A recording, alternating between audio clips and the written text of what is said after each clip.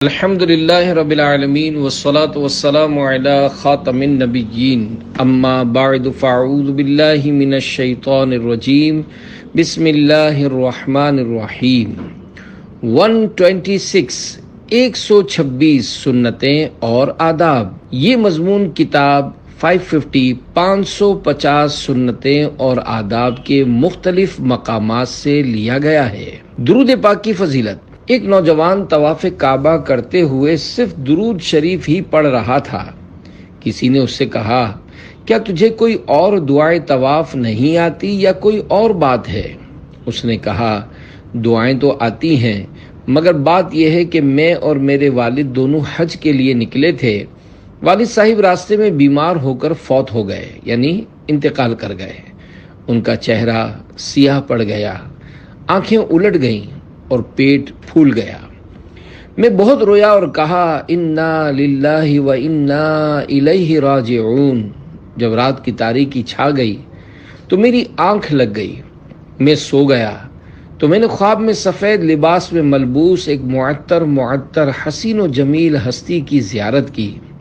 انہوں نے میرے والد مرحوم کی میت کے قریب تشریف لا کر اپنا نورانی ہاتھ ان کے چہرے اور پیٹ پر پھیرا۔ دیکھتے ہی دیکھتے میرے مرحوم باپ کا چہرہ دودھ سے زیادہ سفید اور روشن ہو گیا اور پیٹ بھی اصلی حالت پر آ گیا۔ جب وہ بزرگ واپس جانے لگے تو میں نے ان کا دامن اقدس تھام لیا اور عرض کی، یا سیدی، یعنی اے میرے سردار، آپ کو اس کی قسم جس نے آپ کو اس جنگل میں میرے والد مرحوم کے لیے رحمت بنا کر بھیجا ہے، آپ کون ہیں؟ فرمایا، تو ہمیں نہیں پہچانتا؟ ہم تو محمد رسول اللہ صلی اللہ علیہ وآلہ وسلم ہیں۔ تیرا یہ باپ بہت گناہ گار تھا، مگر ہم پر بکثرت درود شریف پڑھتا تھا۔ جب اس پر یہ مصیبت نازل ہوئی تو اس نے ہم سے فریاد کی، لہذا ہم نے اس کی فریاد رسی کی، اور ہم ہر اس شخص کی فریاد رسی کرتے ہیں جو اس دنیا میں ہم پر زیادہ درود بھیجتا ہے۔ فریاد امتی جو کرے حال زار میں، ممکن نہیں کہ خیر بشر کو خبر نہ ہو۔ صلو علی الحبیب صلی اللہ علی محمد۔ السلام علیکم کے 11 حروف کی نسبت سے سلام کی 11 سنتیں اور آداب۔ نمبر 1، مسلمان سے ملاقات کرتے وقت اسے سلام کرنا سنت ہے۔ اسلامی بہنیں بھی اسلامی بہنوں نیز محارم کو سلام کریں۔ نمبر 2، سلام کرتے وقت دل میں یہ نیت ہو کہ جس کو سلام کرنے لگا ہوں اس کا مال اور عزت و آبرو سب کچھ میری حفاظت میں ہے، اور میں ان میں سے کسی چیز میں دخل اندازی کرنا حرام جانتا ہوں۔ نمبر 3، دن میں کتنی ہی بار آمنا سامنا ہو، کسی کمرے وغیرہ میں بار بار آنا جانا ہو، وہاں موجود مسلمانوں کو ہر بار سلام کرنا کار ثواب ہے۔ نمبر 4، سلام میں پہل کرنا سنت ہے۔ نمبر 5، سلام میں پہل کرنے والا اللہ کریم کا مقرب یعنی نزدیکی پانے والا بندہ ہے۔ سلام میں پہل کرنے والا تکبر سے بھی بری یعنی آزاد ہے، جیسا کہ میرے مکی مدنی آقا پیارے پیارے مصطفیٰ صلی اللہ علیہ وآلہ وسلم کا فرمان باصفا ہے، پہلے سلام کہنے والا تکبر سے بری ہے۔ نمبر 7، سلام میں پہل کرنے والے پر 90 رحمتیں اور جواب دینے والے پر 10 رحمتیں نازل ہوتی ہیں۔ نمبر 8، السلام علیکم یعنی تم پر سلامتی ہو کہنے سے 10 نیکیاں ملتی ہیں۔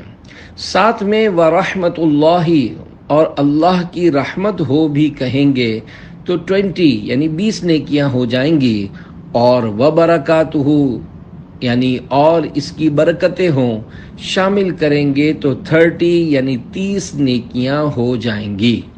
بعض لوگ سلام کے ساتھ جنت المقام اور دوزخ الحرام کے الفاظ بڑھا دیتے ہیں، یہ غلط طریقہ ہے، اور یہ جملہ لغتاً بھی غلط ہے، بلکہ بعض من چلے تو معاذ اللہ مذاقاً یہاں تک بک دیتے ہیں، آپ کے بچے ہمارے غلام۔ امام احمد رضا خان رحمۃ اللہ علیہ فتاوی رضویہ جلد 22 صفحہ 409 پر فرماتے ہیں کم از کم السلام علیکم اور اس سے بہتر ورحمۃ اللہ ملانا اور سب سے بہتر وبرکاتہ شامل کرنا اور اس پر زیادت یعنی اضافہ نہیں۔ اس یعنی سلام کرنے والے نے السلام علیکم کہا تو یہ جواب میں وعلیکم السلام ورحمۃ اللہ کہے، اور اگر اس نے السلام علیکم ورحمۃ اللہ کہا تو یہ وعلیکم السلام ورحمۃ اللہ وبرکاتہ کہے، اور اگر اس نے وبرکاتہ تک کہا تو یہ بھی اتنا ہی کہے، اس سے زیادت یعنی اضافہ نہیں۔ واللہ تعالی اعلم۔ نمبر 9، اسی طرح جواب میں وعلیکم السلام ورحمۃ اللہ وبرکاتہ کہہ کر 30 نیکیاں حاصل کی جا سکتی ہیں۔ نمبر 10، سلام کا جواب فوراً اور اتنی آواز سے دینا واجب ہے کہ سلام کرنے والا سن لے۔ 11، سلام اور جواب سلام کا درست تلفظ یاد فرما لیجئے۔ پہلے میں کہتا ہوں، آپ سن کر دہرائیے۔ السلام علیکم۔ اب پہلے میں جواب سناتا ہوں، پھر آپ اس کو دہرائیے۔ وعلیکم السلام۔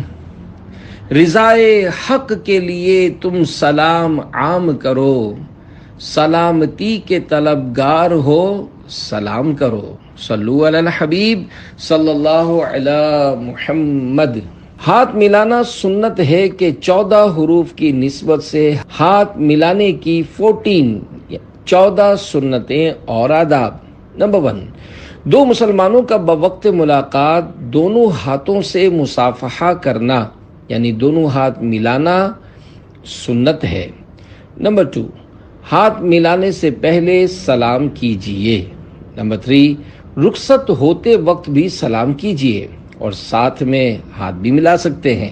نمبر 4، رحمت عالم صلی اللہ علیہ وآلہ وسلم نے ارشاد فرمایا، جب دو مسلمان ملاقات کرتے ہوئے مصافحہ کرتے ہیں اور ایک دوسرے سے خیریت دریافت کرتے ہیں تو اللہ پاک ان کے درمیان 100 رحمتیں نازل فرماتا ہے، جن میں سے 99 رحمتیں زیادہ پرتپاک طریقے سے ملنے والے اور اچھے طریقے سے اپنے بھائی سے خیریت دریافت کرنے والے کے لیے ہوتی ہیں۔ نمبر 5، ہاتھ ملانے کے دوران درود شریف پڑھیے۔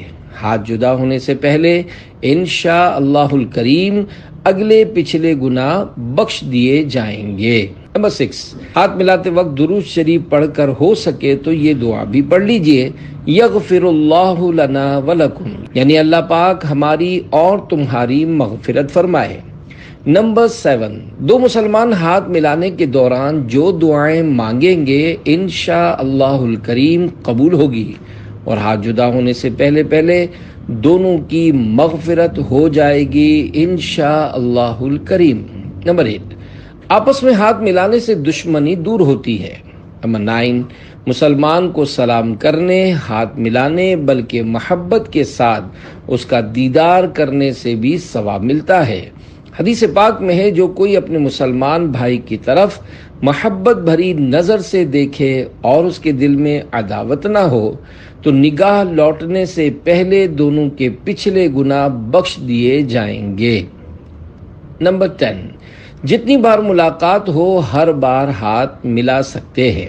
نمبر 11، آج کل بعض لوگ دونوں طرف سے ایک ہاتھ ملاتے بلکہ صرف انگلیاں ہی آپس میں ٹکرا دیتے ہیں، یہ سب خلاف سنت ہے۔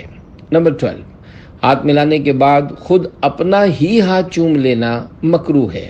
ہاں، اگر کسی بزرگ سے ہاتھ ملانے کے بعد حصول برکت کے لیے اپنا ہاتھ چوم لیا تو کراہت نہیں، جیسا کہ اعلیٰ حضرت رحمت اللہ علیہ فرماتے ہیں، اگر کسی سے مصافحہ کیا پھر برکت کے لیے اپنا ہاتھ چوم لیا تو ممانعت کی کوئی وجہ نہیں، جبکہ جس سے ہاتھ ملائے وہ ان ہستیوں میں سے ہو جن سے برکت حاصل کی جاتی ہو۔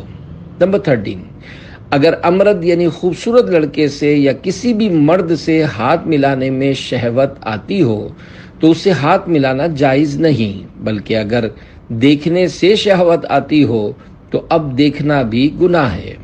نمبر 14، مصافحہ کرتے یعنی ہاتھ ملاتے وقت سنت یہ ہے کہ ہاتھ میں رومال وغیرہ حائل نہ ہو، دونوں ہتھیلیاں خالی ہوں اور ہتھیلی سے ہتھیلی ملنی چاہیے۔ ایک چپ ہزار سکھ کے 12 حروف کی نسبت سے بات چیت کرنے کی 12 سنتیں اور آداب۔ نمبر 1، مسکرا کر اور خندہ پیشانی سے بات چیت کیجیے۔ نمبر 2، مسلمانوں کی دل جوئی کی نیت سے چھوٹوں کے ساتھ شفقت بھرا اور بڑوں کے ساتھ ادب والا لہجہ رکھیے، انشاءاللہ الکریم ثواب بھی ملے گا اور چھوٹے بڑے سب آپ کی عزت کریں گے۔ نمبر 3، چلا چلا کر بات کرنا سنت نہیں۔ نمبر 4، اچھی نیتوں کے ساتھ چھوٹے بچوں سے بھی آپ جناب سے گفتگو کی عادت بنائیے، آپ کے اخلاق بھی انشاءاللہ الکریم عمدہ ہوں گے اور بچے بھی آداب سیکھیں گے۔ نمبر 5، بات چیت کرتے وقت پردے کی جگہ ہاتھ لگانا، انگلیوں کے ذریعے بدن کا میل چھڑانا، دوسروں کے سامنے بار بار ناک کو چھونا یا ناک یا کان میں انگلی ڈالنا، تھوکتے رہنا اچھی بات نہیں، اس سے دوسروں کو گھن آتی ہے۔ نمبر 6، جب تک دوسرا بات کر رہا ہو اطمینان سے سنیے، اس کی بات کاٹ کر اپنی بات شروع کر دینا سنت نہیں۔ نمبر 7، بات چیت کرتے ہوئے بلکہ کسی بھی حالت میں قہقہا نہ لگائیے کہ سرکار صلی اللہ علیہ وآلہ وسلم نے کبھی قہقہا نہیں لگایا۔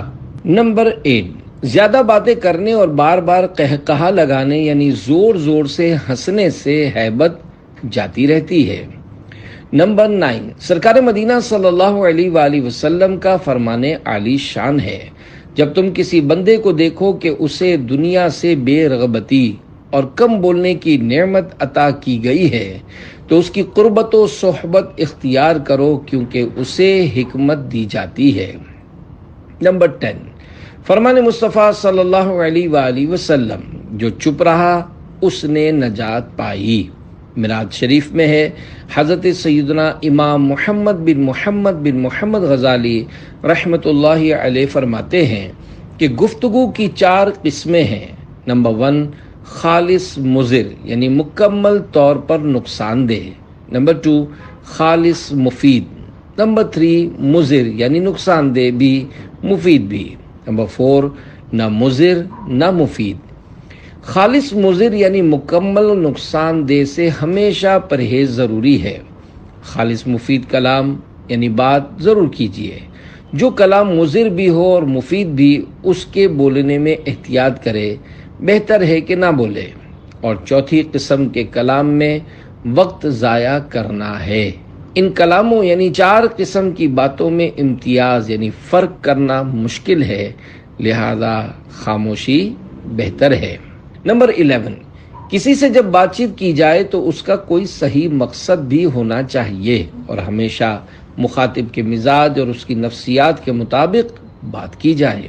نمبر 12، بد زبانی اور بے حیائی کی باتوں سے ہر وقت پرہیز کیجیے، گالی گلوچ سے بچتے رہیے اور یاد رکھیے کہ کسی مسلمان کو بلا اجازت شرعی گالی دینا حرام قطعی ہے اور بے حیائی کی بات کرنے والے پر جنت حرام ہے۔ حضور تاجدار مدینہ صلی اللہ علیہ وآلہ وسلم نے فرمایا، اس شخص پر جنت حرام ہے جو فحش گوئی سے کام لیتا ہے۔ فحش بات کے معنی یہ ہے، التعبیر عن الامور المستقبحۃ بالعبارات الصریحہ، یعنی شرمناک امور مثلا گندے اور برے معاملات کا کھلے الفاظ میں تذکرہ کرنا۔ صلو علی الحبیب صلی اللہ علی محمد۔ الحمدللہ رب العالمین کے 17 حروف کی نسبت سے چھینک کے متعلق 17 سنتیں اور آداب۔ 2 فرامین مصطفیٰ صلی اللہ علیہ وآلہ وسلم۔ نمبر 1، اللہ پاک کو چھینک پسند ہے اور جمع ہی ناپسند۔ نمبر 2، جب کسی کو چھینک آئے اور وہ الحمدللہ کہے تو فرشتے کہتے ہیں رب العالمین، اور اگر وہ رب العالمین کہتا ہے تو فرشتے کہتے ہیں یرحمک اللہ، یعنی اللہ پاک تجھ پر رحم فرمائے۔ نمبر 3، چھینک کے وقت سر جھکائیے، منہ چھپائیے اور آواز آہستہ نکالیے۔ چھینک کی آواز بلند کرنا حماقت ہے۔ نمبر 4، چھینک آنے پر الحمدللہ کہنا چاہیے۔ خزائن العرفان صفحہ 3 پر تحتاوی کے حوالے سے چھینک آنے پر حمد الہی کو سنت مؤکدہ لکھا ہے۔ بہتر یہ ہے کہ الحمدللہ رب العالمین یا الحمدللہ علی کل حال کہے۔ نمبر 5، سننے والے پر واجب ہے کہ فوراً یرحمک اللہ یعنی اللہ پاک تجھ پر رحم فرمائے کہے، اور اتنی آواز سے کہے کہ چھینکنے والا خود سن لے۔ نمبر 6، جواب سن کر چھینکنے والا کہے یغفر اللہ لنا ولکم یعنی اللہ پاک ہماری اور تمہاری مغفرت فرمائے، یا یہ کہے یہدیکم اللہ ویصلح بالکم یعنی اللہ پاک تمہیں ہدایت دے اور تمہارا حال درست کرے۔ نمبر 7، جو کوئی چھینک آنے پر الحمدللہ علی کل حال کہے اور اپنی زبان سارے دانتوں پر پھیر لیا کرے تو انشاءاللہ الکریم دانتوں کی بیماریوں سے محفوظ رہے گا۔ نمبر 8، حضرت مولا کائنات علی المرتضیٰ رضی اللہ عنہ فرماتے ہیں جو کوئی چھینک آنے پر الحمدللہ علی کل حال کہے تو وہ داڑھ اور کان کے درد میں کبھی مبتلا نہیں ہوگا۔ نمبر 9، چھینکنے والے کو چاہیے کہ زور سے حمد کہے تاکہ کوئی سنے اور جواب دے۔ نمبر 10، چھینک کا جواب ایک مرتبہ واجب ہے، دوسری بار چھینک آئے اور وہ الحمدللہ کہے تو دوبارہ جواب واجب نہیں بلکہ مستحب ہے۔ 11، جواب اس صورت میں واجب ہوگا جب چھینکنے والا الحمدللہ کہے اور حمد نہ کرے تو جواب نہیں۔ نمبر 12، خطبے کے وقت کسی کو چھینک آئی تو سننے والا اس کو جواب نہ دے۔ نمبر 13، کئی اسلامی بھائی موجود ہوں تو بعض حاضرین نے جواب دے دیا تو سب کی طرف سے جواب ہو گیا، مگر بہتر یہی ہے کہ سارے جواب دیں۔ نمبر 14، دیوار کے پیچھے کسی کو چھینک آئی اور اس نے الحمدللہ کہا تو سننے والا اس کا جواب دے۔ نمبر 15، نماز میں چھینک آئے تو سکوت کرے یعنی خاموش رہے، اور الحمدللہ کہہ لیا تو بھی نماز میں حرج نہیں، اور اگر اس وقت حمد نہ کی تو فارغ ہو کر کہے۔ نمبر 16، آپ نماز پڑھ رہے ہیں اور کسی کو چھینک آئی اور آپ نے جواب کی نیت سے الحمدللہ کہا تو آپ کی نماز ٹوٹ گئی۔ نمبر 17، کافر کو چھینک آئی اور اس نے الحمدللہ کہا تو جواب میں یہدیکم اللہ یعنی اللہ پاک تجھے ہدایت کرے کہا جائے۔ کاش جنت البقیع ملے کہ 15 حروف کی نسبت سے سونے جاگنے کی 15 سنتیں اور آداب۔ نمبر 1، سونے سے پہلے بستر کو اچھی طرح جھاڑ لیجئے تاکہ کوئی موذی کیڑا وغیرہ ہو تو نکل جائے۔ نمبر 2، سونے سے پہلے یہ دعا پڑھ لیجئے اللہم بسمک اموت و احیا۔ ترجمہ، اے اللہ پاک میں تیرے نام کے ساتھ ہی مرتا ہوں اور جیتا ہوں، یعنی سوتا ہوں اور جاگتا ہوں۔ نمبر 3، عصر کے بعد نہ سوئیں، عقل چلی جانے کا خوف ہے۔ فرمان مصطفیٰ صلی اللہ علیہ وآلہ وسلم، جو شخص عصر کے بعد سوئے اور اس کی عقل جاتی رہے تو وہ اپنے ہی کو ملامت کرے۔ نمبر 4، دوپہر کو قیلولہ یعنی کچھ دیر لیٹنا مستحب ہے۔ نمبر 5، دن کے ابتدائی حصے میں سونا یا مغرب و عشاء کے درمیان میں سونا مکروہ ہے۔ نمبر 6، سونے میں مستحب یہ ہے کہ باطہارت سوئے۔ اور نمبر 7، کچھ دیر سیدھی کروٹ پر سیدھے ہاتھ کو رخسار یعنی گال کے نیچے رکھ کر قبلہ رو سوئے، پھر اس کے بعد بائیں کروٹ پر۔ نمبر 8، سوتے وقت قبر میں سونے کو یاد کرے کہ وہاں تنہا سونا ہوگا، سوا اپنے اعمال کے کوئی ساتھ نہ ہوگا۔ نمبر 9، سوتے وقت یاد خدا میں مشغول ہو، تحلیل و تسبیح و تحمید پڑھے، یعنی لا الہ الا اللہ، سبحان اللہ اور الحمدللہ کا ورد کرتا رہے یہاں تک کہ سو جائے۔ کہ جس حالت پر انسان سوتا ہے اسی پر اٹھتا ہے، اور جس حالت میں مرتا ہے قیامت کے دن اسی پر اٹھے گا۔ نمبر 10، جاگنے کے بعد یہ دعا پڑھے، الحمدللہ الذی احیانا بعدما اماتنا والیہ النشور۔ ترجمہ، تمام تعریفیں اللہ پاک کے لیے ہیں جس نے ہمیں مارنے کے بعد زندہ کیا اور اسی کی طرف لوٹ کر جانا ہے۔ نمبر 11، اسی وقت اس کا پکا ارادہ کرے کہ پرہیزگاری و تقوی کرے گا، کسی کو ستائے گا نہیں۔ نمبر 12، جب لڑکے اور لڑکی کی عمر 10 سال کی ہو جائے تو ان کو الگ الگ سلانا چاہیے، بلکہ اس عمر کا لڑکا اتنے بڑے یعنی اپنی عمر کے لڑکوں یا اپنے سے بڑے مردوں کے ساتھ بھی نہ سوئے۔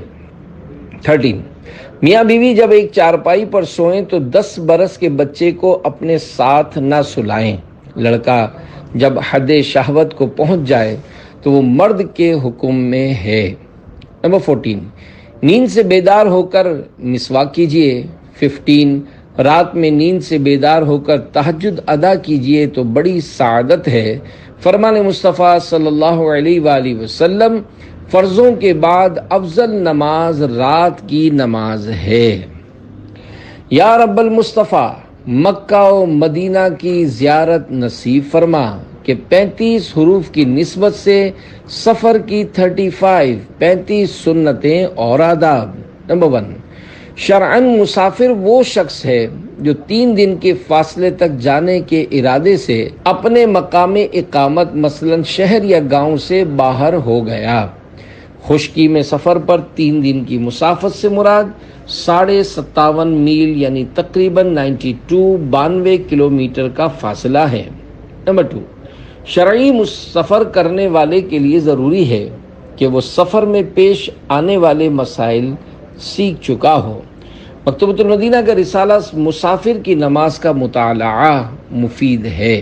نمبر 3، بخاری شریف میں ہے، رسول کریم صلی اللہ علیہ وآلہ وسلم غزوہ تبوک کے لیے جمعرات کے دن روانہ ہوئے، اور آپ صلی اللہ علیہ وآلہ وسلم جمعرات کے دن روانہ ہونا پسند فرماتے تھے۔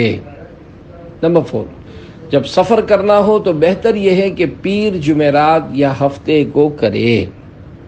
نمبر 5، سرکار مدینہ صلی اللہ علیہ وآلہ وسلم نے حضرت جبیر بن مطعم رضی اللہ عنہ کو سفر میں اپنے ساتھیوں سے زیادہ خوشحال رہنے کے لیے یہ ورد پڑھنے کی تلقین فرمائی۔ نمبر 1، سورۃ الکافرون۔ نمبر 2، سورۃ النصر۔ نمبر 3، سورۃ الاخلاص۔ نمبر 4، سورۃ الفلق۔ نمبر 5، سورۃ الناس۔ ہر سورت ایک بار اور ہر ایک کی ابتدا میں بسم اللہ الرحمن الرحیم اور سب سے آخر میں بھی ایک بار بسم اللہ پوری پڑھ لیجئے۔ اس طرح سورتیں 5 ہوں گی اور بسم اللہ شریف 6 بار۔ حضرت جبیر بن مطعم رضی اللہ عنہ فرماتے ہیں، میں یوں تو صاحب مال تھا، مگر جب سفر کرتا تو ساتھیوں سے خوشحالی میں کم ہو جاتا۔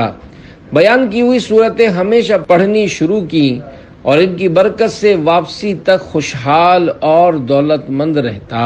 نمبر 6، چلتے وقت سب عزیزوں اور دوستوں سے ملے اور اپنے قصور معاف کرائے، اور اب ان پر لازم ہے کہ دل سے معاف کر دیں۔ نمبر 7، لباس سفر پہن کر گھر میں 4 رکعت نفل الحمد وقل یعنی هو اللہ کی پوری سورہ سے پڑھ کر باہر نکلے۔ وہ رکعتیں واپس آنے تک اس کے اہل و مال کی نگہبانی کریں گی۔ نمبر 8، 2 رکعت بھی پڑھی جا سکتی ہیں۔ حدیث پاک میں ہے، کسی نے اپنے اہل کے پاس ان 2 رکعتوں سے بہتر نہ چھوڑا جو بوقت ارادہ سفر ان کے پاس پڑھیں۔ نمبر 9، سفر میں 3 یا اس سے زیادہ اسلامی بھائی ہوں تو ایک کو امیر بنا لیں کہ سنت ہے، جیسا کہ حدیث پاک میں ہے، جب سفر میں 3 شخص ہوں تو ایک کو اپنا امیر بنا لیں۔ نمبر 10، اس یعنی امیر بنانے میں کاموں کا انتظام رہتا ہے۔ سردار یعنی امیر اسے بنائیں جو خوش خلق یعنی با اخلاق، عاقل یعنی عقل مند دیندار ہو، سردار یعنی امیر کو چاہیے کہ رفیقوں یعنی ساتھیوں کے آرام کو اپنی آسائش یعنی آرام پر مقدم رکھے، یعنی اپنے آرام کی بجائے ساتھیوں کے آرام کو زیادہ اہمیت دے۔ نمبر 11، آئینہ، سرما، کنگا، مسواک ساتھ رکھیے کہ سنت ہے۔ نمبر 12، والد اعلیٰ حضرت مولانا مفتی نقی علی خان رحمۃ اللہ علیہ لکھتے ہیں، وہ جناب یعنی نبی کریم صلی اللہ علیہ وآلہ وسلم سفر میں نمبر 1 مسواک اور نمبر 2 سرما دان اور نمبر 3 آئینہ اور نمبر 4 شانہ یعنی کنگا اور نمبر 5 قینچی اور نمبر 6 سوئی، نمبر 7 دھاگا اپنے ساتھ رکھتے۔ ایک دوسری روایت میں ہے نمبر 8 تیل کے الفاظ بھی نقل ہوئے ہیں۔ 13، ذکر اللہ سے دل بہلائے کہ فرشتہ ساتھ رہے گا، نہ کہ برے شعر و لغویات یعنی بیہودہ باتوں سے کہ شیطان ساتھ ہوگا۔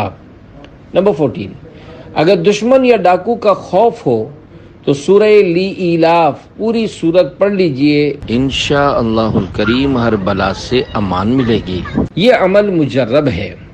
نمبر 15، سفر ہو یا حضر یعنی قیام، جب بھی کسی غم یا پریشانی کا سامنا ہو، لا حول ولا قوت الا باللہ، ترجمہ گناہ سے بچنے کی طاقت اور نیکی کرنے کی قوت اللہ ہی کی طرف سے ہے، اور حسبنا اللہ و نعم الوکیل بکثرت پڑھیے، انشاءاللہ الکریم مشکل آسان ہوگی۔ نمبر 16، سفر کے دوران چڑھائی پر چڑھتے ہوئے اللہ اکبر اور ڈھلوان سے اترتے ہوئے سبحان اللہ کا ورد کیجیے۔ نمبر 17، اگر کوئی شخص سفر پر جا رہا ہو تو اس مسافر سے مصافحہ کرے یعنی ہاتھ ملائے اور اس کے لیے یہ دعا مانگے، استودع اللہ دینک و امانتک و خواتیم عملک، ترجمہ میں تیرے دین، تیری امانت اور تیرے عمل کے خاتمے کو اللہ پاک کے سپرد کرتا ہوں۔ نمبر 18، مقیم یعنی جو مسافر نہ ہو اس کے لیے مسافر یہ دعا پڑھے، استودعک اللہ الذی لا یضیع ودائعہ، ترجمہ میں تمہیں اللہ پاک کے سپرد کرتا ہوں جو سونپی ہوئی امانتوں کو ضائع نہیں کرتا۔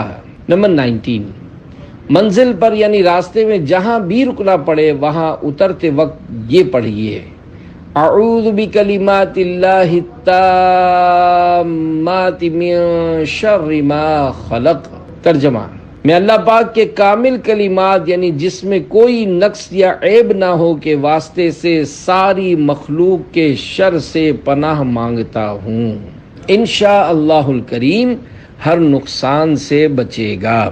20، مسافر کی دعا قبول ہوتی ہے، لہذا اپنے لیے، اپنے والدین، بال بچوں اور عام مسلمانوں کے لیے دعائیں کیجیے۔ 21، سفر میں کوئی شخص بیمار ہو گیا یا بے ہوش ہو گیا تو اس کے ساتھ والے اس مریض کی ضروریات میں اس کا مال بغیر اجازت خرچ کر سکتے ہیں۔ 22، مسافر پر واجب ہے کہ نماز میں قصر کرے، یعنی 4 رکعت والی فرض کو 2 پڑھے، اس کے حق میں 2 ہی رکعتیں پوری نماز ہے۔ 23، مغرب اور وتر میں قصر نہیں۔ 24، سنتوں میں قصر نہیں بلکہ پوری پڑھی جائیں گی، خوف اور روا روی یعنی گھبراہٹ کی حالت میں سنتیں معاف ہیں اور امن کی حالت میں پڑھی جائیں گی۔ 25، کوشش کر کے ہوائی جہاز یا ریل یا بس وغیرہ میں ایسے وقت سفر کیجیے کہ بیچ میں کوئی نماز نہ آئے۔ 26، سفر میں بھی سونے کے اوقات میں ہرگز ایسی غفلت نہ ہو کہ معاذ اللہ نماز قضا ہو جائے۔ 27، دوران سفر بھی نماز میں ہرگز کوتاہی نہ ہو، خصوصاً ہوائی جہاز، ریل گاڑی اور لمبے روٹ کی بس میں نماز کے لیے پہلے ہی سے وضو تیار رکھیے۔ 28، راستے میں بس خراب ہو جائے تو ڈرائیور یا مالکان بس وغیرہ کو کوسنے اور بک بک کر کے اپنی آخرت داؤ پر لگانے کے بجائے صبر سے کام لیجئے اور جنت کے طلب میں ذکر و درود میں مشغول ہو جائیے. یہی ٹرین یا فلائٹ لیٹ ہونے کی صورت میں کیجئے. 29. ریل، بس وغیرہ میں دیگر مسافروں کے حق پڑوس کا خیال رکھتے ہوئے ان کے ساتھ خوب حسن سلوک کیجیے. بے شک خود تکلیف اٹھا لیجیے مگر ان کو راحت پہنچائیے. نمبر 30. بس وغیرہ میں چلا کر باتیں کرنے اور زور سے کہا لگا کر دوسرے مسافروں کو اپنے آپ سے بدظن مت کیجیے. نمبر 11. بھیڑ کے موقع پر کسی ضعیف و مریض مسلمان کو دیکھیں تو بنیت ثواب اس کو بس وغیرہ میں باصرار اپنی نشست یعنی سیٹ پیش کر دیجئے. 32. حتی الامکان فلموں اور گانے بازوں سے پاک بس اور ویگن وغیرہ میں سفر کیجئے. 33. سفر سے واپسی پر گھر والوں کے لیے کوئی تحفہ لیتے آئیے کہ فرمان مصطفیٰ صلی اللہ علیہ وآلہ وسلم ہے جب سفر سے کوئی واپس آئے تو گھر والوں کے لیے کچھ نہ کچھ ہدیہ یعنی تحفہ لائے، اگرچہ اپنی جھولی میں پتھر ہی ڈال لائے. 34. شرعی سفر سے واپسی میں مکروہ وقت نہ ہو تو سب سے پہلے اپنی مسجد میں اور جب گھر پہنچے تو گھر پر بھی 2 رکعت نفل پڑھیے. 35. مسافر کی دعا قبول ہوتی ہے. مسواک سرکار مدینہ صلی اللہ علیہ وآلہ وسلم کی سنت ہے کہ 22 حروف کی نسبت سے مسواک کی 22 سنتیں اور آداب. 2 فرامین مصطفیٰ صلی اللہ علیہ وآلہ وسلم. نمبر 1 2 رکعت مسواک کر کے پڑھنا بغیر مسواک کی 70 رکعتوں سے افضل ہے. نمبر 2 مسواک کا استعمال اپنے لیے لازم کر لو کیونکہ اس میں منہ کی صفائی اور رب کی رضا کا سبب ہے. نمبر 3 حضور نبی پاک صلی اللہ علیہ وآلہ وسلم ہر رات کئی بار مسواک کرتے تھے، ہر بار سوتے وقت بھی اور بیدار ہوتے وقت بھی. نمبر 4 بغیر اچھی نیت کے مسواک کرنے سے طبی فوائد حاصل ہوں گے مگر ثواب نہیں ملے گا. مثلا وضو کے لیے مسواک کرنا ہو تو یوں 3 نیتیں کر لیجئے: رضا الہی، سنت کی ادائیگی اور ذکر و درود کے لیے منہ کو پاکیزہ کرنے کی غرض سے مسواک کروں گا. نمبر 5 مشائخ کرام فرماتے ہیں جو شخص مسواک کا عادی ہو مرتے وقت اسے کلمہ پڑھنا نصیب ہوگا اور جو افیون کھاتا ہو مرتے وقت اسے کلمہ نصیب نہ ہوگا. نمبر 6 حضرت عبداللہ ابن عباس رضی اللہ عنہما سے روایت ہے کہ مسواک میں 10 خوبیاں ہیں: منہ صاف کرتی، مسوڑے کو مضبوط بناتی ہے، نظر تیز کرتی، بلغم کف دور کرتی ہے، منہ کی بدبو ختم کرتی، سنت کے موافق ہے، فرشتے خوش ہوتے ہیں، رب راضی ہوتا ہے، نیکی بڑھاتی اور معدے درست کرتی ہے. نمبر 7 حکایت حضرت سیدنا ابوبکر شبلی بغدادی رحمۃ اللہ علیہ کو ایک مرتبہ وضو کے وقت مسواک کی ضرورت ہوئی، تلاش کی مگر نہ ملی، لہذا 1 دینار یعنی 1 سونے کی اشرفی میں مسواک خرید کر استعمال فرمائی. بعض لوگوں نے کہا یہ تو آپ نے بہت زیادہ خرچ کر ڈالا، کہیں اتنی مہنگی بھی مسواک لی جاتی ہے؟ فرمایا بے شک یہ دنیا اور اس کی تمام چیزیں اللہ پاک کے نزدیک مچھر کے پر برابر بھی حیثیت نہیں رکھتی. اگر بروز قیامت اللہ پاک نے مجھ سے پوچھ لیا تو کیا جواب دوں گا کہ تو نے میرے پیارے حبیب کی سنت مسواک کیوں ترک کی؟ جو مال و دولت میں نے تجھے دیا تھا اس کی حقیقت تو میرے نزدیک مچھر کے پر برابر بھی نہیں تھی، تو آخر ایسی حقیر دولت اس عظیم سنت یعنی مسواک کو حاصل کرنے پر کیوں خرچ نہیں کی؟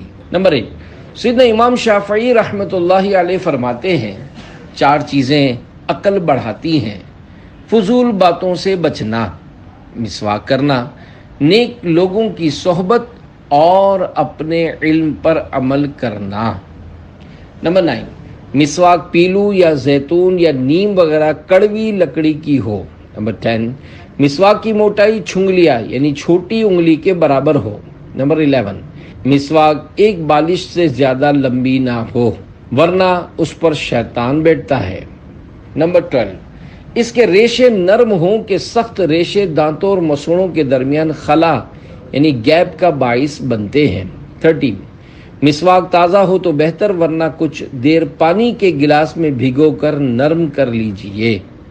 نمبر 14 مناسب ہے کہ اس کے ریشے روزانہ کاٹتے رہیے۔ نمبر 15 دانتوں کی چوڑائی میں مسواک کیجئے۔ نمبر 16 جب بھی مسواک کرنی ہو کم از کم 3 بار کیجئے۔ نمبر 17 ہر بار دھو لیجئے۔ نمبر 18 مسواک سیدھے ہاتھ میں اس طرح لیجئے کہ چھوٹی انگلی اس کے نیچے اور بیچ کی 3 انگلیاں اوپر اور انگوٹھا سرے پر ہو۔ نمبر 19 پہلے سیدھی طرف کے اوپر کے دانتوں پر، پھر الٹی طرف کے اوپر کے دانتوں پر، پھر سیدھی طرف نیچے، پھر الٹی طرف نیچے مسواک کیجئے۔ 20 مٹھی باندھ کر مسواک کرنے سے بواسیر ہو جانے کا اندیشہ ہے۔ 21 مسواک وضو کے اندر شامل نہیں، یہ وضو کی سنت قبلیہ یعنی وضو سے پہلے کی سنت ہے، البتہ سنت موقدہ اسی وقت ہے جب کہ منہ میں بدبو ہو۔ 22 مسواک جب ناقابل استعمال ہو جائے تو پھینک مت دیجیے کہ یہ سنت ادا کرنے کا آلہ ہے، کسی جگہ احتیاط سے رکھ دیجیے یا دفن کر دیجیے یا پتھر وغیرہ وزن باندھ کر سمندر میں ڈبو دیجیے۔ سنت زندہ کرنے کی فضیلت۔ فرمان آخری نبی صلی اللہ علیہ وآلہ وسلم، جس نے میری کسی ایسی سنت کو زندہ کیا جو میرے بعد مٹ چکی تھی تو اسے ان تمام لوگوں کے برابر ثواب ملے گا جو اس سنت پر عمل کریں گے، اور ان عمل کرنے والوں کے ثواب میں بھی کوئی کمی نہ ہوگی۔